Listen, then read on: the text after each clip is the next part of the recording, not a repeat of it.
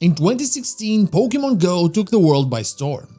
You couldn't go anywhere without learning about some new stampede as people rushed to get their hands on the Snorlax, or a traffic jam because of a Vaporeon.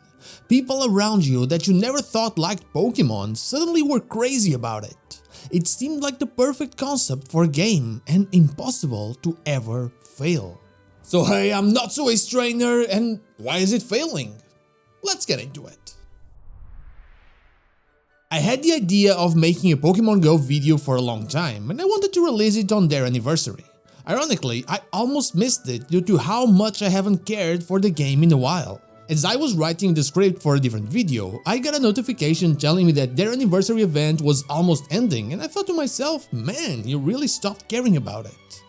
I started playing this game since before the beginning here in Portugal. Like I said, the concept of catching Pokemon in the real world is just fantastic, a perfect concept. Almost like you subscribing to this channel and liking this video. And for many years, it was the perfect concept. You could easily find people to play and the community was always growing. I live in a small town, and even then, it was easy to find groups for raids or to simply stroll around. People from all age groups and walks of life joining together simply for either the love of Pokemon or the love of being outside with an actual goal. This became even crazier every time I went to a big city. There were crowds and crowds of people in specific hotspots just chaining lure after lure and making sure that everyone had a good time. As a long-time Pokemon fan, one that had been with the franchise from the very beginning, it was incredible to see. But then the pandemic started. It is easy to understand how the pandemic would affect the game. As people couldn't go outside, they had to start finding ways to play without the need to go out or be with other people. This was the first deadly strike to the game. I saw people either stop playing altogether or create multiple accounts in order to be able to raid alone without the need to rely on others. Slowly, the best part of the game, the community, was fading away. Despite this negative fact, one can't deny that Niantic gave us a lot of tools to play during the pandemic. We had the introduction of remote raids, the incense could be used while stationary, the events were available without the need to move around, and the reach distance was increased. I honestly believe that they got everything right during the pandemic. Yeah, it sometimes took a bit of trial and error, but the game was playable and in a very good state during that time. It kept players hooked, especially as they could have easily just found something else to do, like, I don't know, play Animal Crossing for example, or learn how to bake bread. Imagine how good the game would be as soon as you could go out again.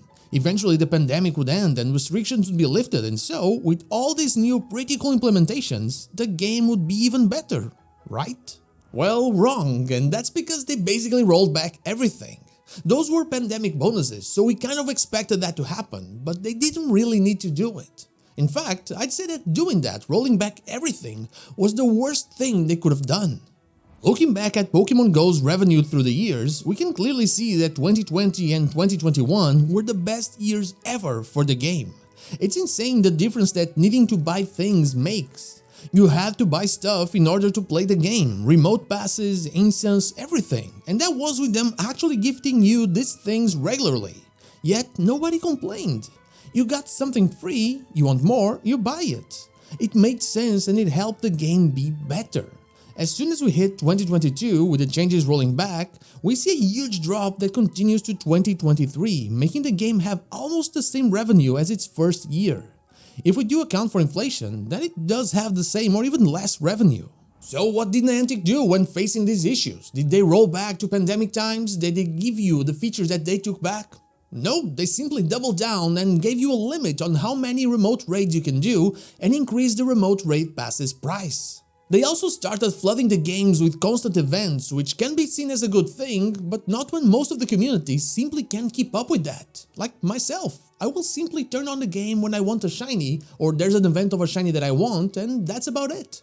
Now, one could say that this is all because they really believe in their vision of Pokemon Go giving you healthier habits. You go outside, you walk around, you don't stay in and remote raid. You go explore in order to find the Pokemon for the 5 collection challenges they gave you. You don't simply use an incense. But people are not doing that. People are not buying as many things. People are giving up. You can't even trust the active player numbers, as like I saw with many people having upwards to 10 accounts. Who knows how many like that are out there? So why don't they roll back the changes and give the people what they want? Because that's not Niantic's vision. I think it's very important to note one thing. Niantic is a software development company that focuses on alternate reality. Their vision goes around that thing. It is not about healthy habits or anything like that. Those are pretty things you tell for marketing. They want your data. They want your location data, which is different from personal data. They can sell that one. Your location data is not that valuable if you're just sitting around at home doing remote raids. They want you to go out.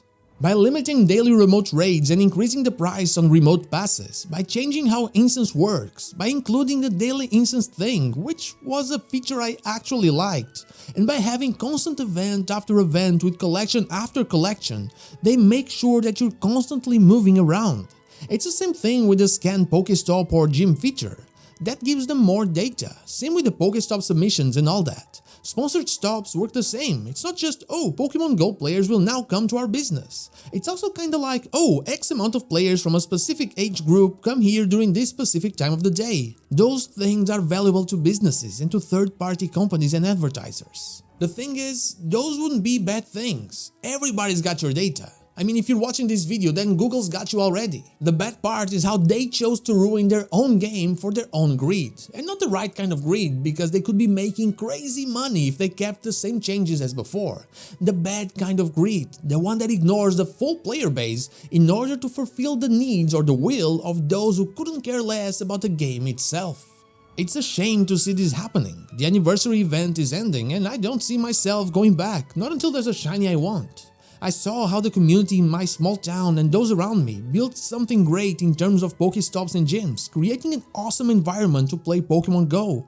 An awesome environment that now stands mostly empty. How the amount of players in group photos from the city events like community days and such became smaller and smaller. How the group chat to schedule raids and things like that became two people talking to each other. It hasn't happened yet, not completely at least, but how Niantic appears to have drained Pokemon Go of all of its life, in a way that no mythical shiny Pokemon or gifted costume starter can ever fully repair. And that is all I have for you today. It's sad to have witnessed such a great rise and then such a steep downfall for Pokemon Go. But what about you? Do you still play the game? Let me know in the comments down below. And now, like the video if you like it, dislike if you don't, and don't forget to subscribe to the channel for more Pokemon content and also ring the bell so you know when the next video is out. Also, you can become a channel member or check out my merch in order to further support the channel. I'd be forever thankful for that. You can follow me on social media or check out one of my streams here and on Twitch. All the links are in the description. Thank you so much for watching, and I'll see you all on the next one.